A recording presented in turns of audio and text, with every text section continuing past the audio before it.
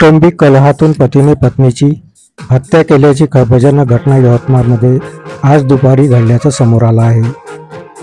यवतमाळच्या गाडगेनगरमध्ये हत्येचा हा थरार घडला.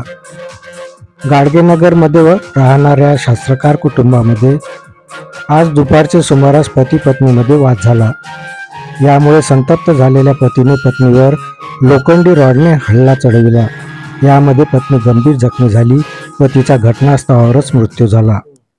या घटनेनंतर मारेकरी पती याने स्वतः पोलीस स्टेशनमध्ये जाऊन आत्मसमर्पण केलं. प्रवीण शास्त्रकार असं मारेकरी पतीचं नाव आहे. घटनेची माहिती मिळताच पोलिसांनी घटनास्थळी जाऊन पंचनामा करून मृतदेह उत्तरीय तपासणीसाठी रुग्णालयात रवाना केला व घटनेचा पुढील तपास हा जारी केला आहे.